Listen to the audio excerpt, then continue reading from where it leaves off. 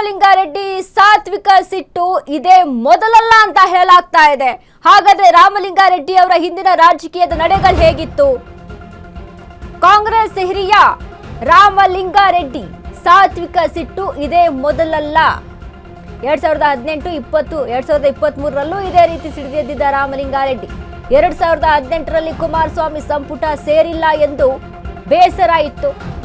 2018ರಲ್ಲಿ ಪಕ್ಷಕ್ಕೆ ರಾಜೀನಾಮೆ ನೀಡಲು ಮುಂದಾಗಿದ್ದ ರೆಡ್ಡಿ. ಕೊನೆಗೆ ರೆಡ್ಡಿ ಮನವೊಲಿಸಿದ್ದ ಸಿದ್ದರಾಮಯ್ಯ ಮತ್ತು ಡಿಕೆಶಿ. 2018ರಲ್ಲಿ ಬಿಜೆಪಿ ಸೇರಲು ಮುಂದಾಗಿದ್ದ ರಾಮಲಿಂಗಾರೆಡ್ಡಿ ಖುದ್ದು ಮನೆಗೆ ತೆರಳಿ ಸಮಾಧಾನ ಮಾಡಿದ್ದ ಸಿದ್ದರಾಮಯ್ಯ. 2023ರಲ್ಲೂ ಖಾತೆ ವಿಚಾರವಾಗಿ ಖ್ಯಾತೆ ತೆಗೆದಿದ್ದ ರಾಮಲಿಂಗಾರೆಡ್ಡಿ. ಸಿದ್ದರಾಮಯ್ಯ ಸರ್ಕಾರದಲ್ಲಿ ಬೆಂಗಳೂರು ಖಾತೆಗೆ ರೆಡ್ಡಿ ಡಿಮ್ಯಾಂಡ್. 2023ರಲ್ಲಿ ರೆಡ್ಡಿ ಮನೆಗೆ ಮನವೊಲಿಕೆ ಮಾಡಿದ್ದ ಡಿಕೆಶಿ ಸಹೋದರರು. ಬಟ್ ಇಲ್ಲಿ ಹೇಳ್ತಾ ಇರುವಂತದ್ದು, ನಾನು ಸಿದ್ದರಾಮಯ್ಯ ಜೊತೆ ಮಾತನಾಡಿಲ್ಲ, ಈ ಬಗ್ಗೆ ಯಾವುದೇ ರೀತಿ ಅಂತ ಗೊತ್ತಿಲ್ಲ ಅಂತ. ಬಟ್ ಇದ್ರ ಹಿಂದೆ ಕಾಣದ ಕೈಗಳೇನಾದ್ರೂ ಕೆಲಸ ಮಾಡ್ತಾ ಇದೆಯಾ ಅನ್ನುವಂಥ ವಿಚಾರಕ್ಕೆ ಸಂಬಂಧಪಟ್ಟಂತೆ ಸಾಕಷ್ಟು ಚರ್ಚೆ ಆಗ್ತಾ ಇದೆ. 2018ರಲ್ಲಿ ಕುಮಾರಸ್ವಾಮಿ ಸಂಪುಟ ಸೇರಿಲ್ಲ ಎನ್ನುವಂತಹ ಬೇಸರ ಇತ್ತು. ಇದೇ ಮೊದಲೇನಲ್ಲ. 2018ರಲ್ಲಿ ಪಕ್ಷಕ್ಕೆ ರಾಜೀನಾಮೆ ನೀಡಲು ಮುಂದಾಗಿದ್ರು ರಾಮಲಿಂಗಾರೆಡ್ಡಿ. ಕೊನೆಗೆ ರೆಡ್ಡಿಯನ್ನ ಮನವೊಲಿಸಿದ್ರು ಸಿದ್ದರಾಮಯ್ಯ ಮತ್ತು ಡಿಕೆಶಿ. ಈಗ 2018ರಲ್ಲಿ ಬಿಜೆಪಿ ಸೇರಲು ಮುಂದಾಗಿದ್ರು ರಾಮಲಿಂಗಾರೆಡ್ಡಿ ಅಂತ ಹೇಳಲಾಗ್ತಾ ಇದೆ. ಇದೇ ಮೊದಲೇನಲ್ಲ ಈ ರೀತಿಯಾಗಿ ನಡ್ಕೊಂಡಿರುವಂತದ್ದು. ಬಟ್ ಈಗ ಕಾರ್ಯಗತಿಗೆ ತೆಗೆದುಕೊಂಡು ಬಂದಿದ್ದಾರೆ. ಆಗ ಸಿದ್ದರಾಮಯ್ಯ ಮತ್ತು ಡಿಕೆ ಶಿವಕುಮಾರ್ ಮನವೊಲಿಸಿದ್ರು ರಾಮಲಿಂಗಾರೆಡ್ಡಿಯ ಅಂತ ಹೇಳಲಾಗ್ತಾ ಇದೆ. ಈ ಬಾರಿ ಸಿದ್ದರಾಮಯ್ಯ ಯಾಕೆ ಮೌನವಾಗೇ ಇದ್ದಾರೆ ಅಂದ್ರೆ, ಸಿದ್ದರಾಮಯ್ಯ ಜೊತೆ ನಾನು ಏನು ಮಾತೇ ಆಡಿಲ್ಲ, ಮಾತುಕತೆ ನಡೆಸಿನೂ ಇಲ್ಲ ಅಂತ ಹೇಳುವಂತ ರಾಮಲಿಂಗಾರೆಡ್ಡಿ ಒಂದ್ ಕಡೆ ಅವ್ರು ನಡ್ಕೊಂಡಂತ ರೀತಿ ಇದೆಯಲ್ಲ, ಇದು ಸಾಕಷ್ಟು ಚರ್ಚೆಗೆ ಗ್ರಾಸವಾಗಿರುವಂತದ್ದು. ಒಂದ್ ಕಡೆ ಈಗಾಗಲೇ ಸುರ್ಜೇವಾಲಾ ಡಿಕೆಶಿ ಒಂದು ಚರ್ಚೆ ನಡೀತಾ ಇದೆ. 2018, 2023ರಲ್ಲೂ ಇದೇ ರೀತಿ ಆಗಿತ್ತು.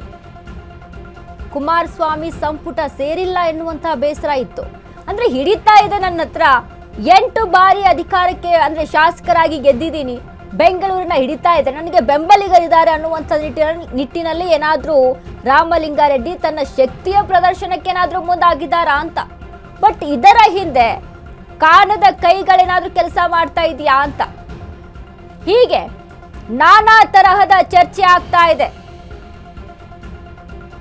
2023ರಲ್ಲೂ ಕೂಡ ಖಾತೆ ವಿಚಾರಕ್ಕೆ ಸಂಬಂಧಪಟ್ಟಂತೆ ಡಿಕೆ ಶಿವಕುಮಾರ್ ಸಹೋದರರು ಡಿಕೆ ಶಿವಕುಮಾರ್ ಮತ್ತು ಡಿಕೆ ಸುರೇಶ್ ಹೋಗಿ ಸಮಾಧಾನವನ್ನ ಮಾಡಿರ್ತಾರೆ. ರಾಮಲಿಂಗಾರೆಡ್ಡಿ ಅವರ ಮನೆಗೆ ಹೋಗಿ ಬೆಂಗಳೂರು ನಗರಾಭಿವೃದ್ಧಿ ಖಾತೆಯ ವಿಚಾರಕ್ಕೆ ಸಂಬಂಧಪಟ್ಟಂತೆ ಆಗ್ಲೂ ಕೂಡ ಪೈಪೋಟಿ ಆಗಿರುತ್ತೆ. ಬಟ್ ದಿಢೀರಂತ ನಿಮಗೆ ಇವ್ರಿಗೆ ಕೊಡ್ತೀವಿ, ರಾಮಲಿಂಗಾರೆಡ್ಡಿಗೆ ಆ ಖಾತೆಯನ್ನ ಕೊಡ್ತೀವಿ ಅಂತ ಹೇಳಿ ಕೊನೆ ಮೂಮೆಂಟ್ ಅಲ್ಲಿ ಚೇಂಜ್ ಆಗಿರುತ್ತೆ. ಇದ್ರ ಬಗ್ಗೆ ಕಾಲ್ ಮಾಡಿ ಕೇಳಿದಾಗ ಡಿಕೆ ಸುರೇಶ್ ಮಾತನಾಡಿರ್ತಾರೆ. ಇದೇ ವಿಚಾರಕ್ಕೆ ಬಂದು ಮನೆಗೆ ಬಂದು ಮಾತನಾಡಿ ಸಾರಿಗೆ ಇಲಾಖೆಯನ್ನ ಕೊಟ್ಟು ಸಮಾಧಾನ ಕಳಿಸಿ ಹೋಗಿರುವಂತದ್ದಾಗಿರುತ್ತೆ ಅಂತ.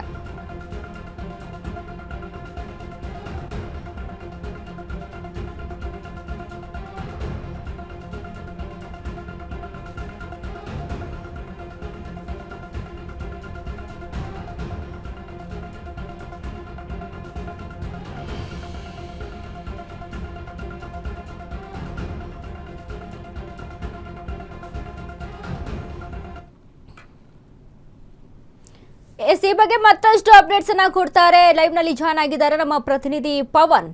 ಪವನ್, ಒಂದ್ ಕಡೆ ರಾಮಲಿಂಗಾರೆಡ್ಡಿಯ ರಾಜೀನಾಮೆ ಸರ್ಕಾರದಲ್ಲಿ ಚೆನ್ನಕ್ಕೂ ಕೂಡ ಬೆಳವಣಿಗೆಗಳನ್ನ ಸೃಷ್ಟಿ ಮಾಡ್ತಾ ಇದೆ. ಇಲ್ಲಿ ರಾಮಲಿಂಗಾರೆಡ್ಡಿ ಅವರ ನಡೆ ಸಾಕಷ್ಟು ಅನುಮಾನಗಳು, ಹಿಂದೆ ಏನಾದ್ರೂ ಕಾಣದ ಕೈಗಳಿದಾವ ಅಥವಾ ಇದೇ ಮೊದಲೇನಲ್ಲ ರಾಮಲಿಂಗಾರೆಡ್ಡಿ ಅವರ ಈ ರೀತಿಯಾದಂತಹ ನಡವಳಿಕೆ ಈ ಹಿಂದೆನೂ ಕೂಡ ಬಂದಿತ್ತು ಅನ್ನುವಂತ ಇನ್ಫಾರ್ಮೇಶನ್ ಏನೆಲ್ಲ ಅಪ್ಡೇಟ್ಸ್ ಇದೆ ಪವನ್ ಈ ಬಗ್ಗೆ?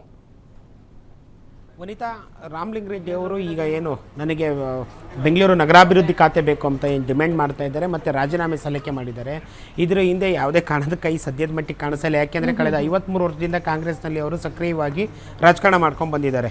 ಅವರು 1985ರಿಂದ ಅವರು ಕಾಂಗ್ರೆಸ್ ಪಕ್ಷದ ಕಟ್ಟಾಳಾಗಿ ಕೆಲಸ ಮಾಡ್ತಾ ಇದ್ದಾರೆ. ಆದರೆ ರಾಮಲಿಂಗಾರೆಡ್ಡಿ ಈ ಚಾಳಿ ಏನು ವಸ್ತು ಅಲ್ಲ ಅನ್ನೋದು ಮೇಲ್ನೋಟಕ್ಕೆ ಗೊತ್ತಾಗುತ್ತೆ. ಯಾಕೆಂದರೆ 2018ರಲ್ಲಿ ಏನು ಮೈತ್ರಿ ಸರ್ಕಾರ ಕಾಂಗ್ರೆಸ್ ಮತ್ತು JDS ನೋಡಿ ಮೈತ್ರಿ ಸರ್ಕಾರ ರಚನೆ ಆಗುತ್ತಲ್ಲ, ಆಗ ಕುಮಾರಸ್ವಾಮಿ ಗೌರ್ಮೆಂಟ್ನಲ್ಲಿ ಅವರಿಗೆ ಸಚಿವ ಸ್ಥಾನ ಸಿಕ್ಕಿರಲ್ಲ. ಆಗ ರಾಜೀನಾಮೆ ಕೊಟ್ಟು ನಾನು BJP ಸೇರ್ತೀನಿ ಅನ್ನೋ ಒಂದು ಹಂತದ ಬೆದರಿಕೆಯನ್ನು ಹಾಕಿದರು. ಆಗ ಆಗಿನ ಮಾಜಿ CM ಸಿದ್ದರಾಮಯ್ಯ ಹಾಗೂ DK ಶಿವಕುಮಾರ್ ಅವರು ಮನೆಗೆ ಹೋಗಿ ಮನವೊಲಿಸಿದ್ರು, ಬೇಡ ಈಗ ಹೈಕಮಾಂಡ್ ಮಾಡಿರೋ ನಿರ್ಧಾರ ಅಂತಂದೇಳಿ. ಆಗ ಮನವೊಲಿಸಿ ಸ್ಟಾರ್ಟಟ್ವಾಗಿ ನಿಲ್ಲಿಸಿದ್ರು. ಮತ್ತು 2021ರಲ್ಲಿ ಅವ್ರನ್ನ KPCC ಕಾರ್ಯಾಧ್ಯಕ್ಷರನ್ನಾಗಿ ಮಾಡಿ ಆ ಸ್ಥಾನವನ್ನು ಅವ್ರಿಗೆ ಫುಲ್ಫಿಲ್ ಮಾಡಲಾಯಿತು.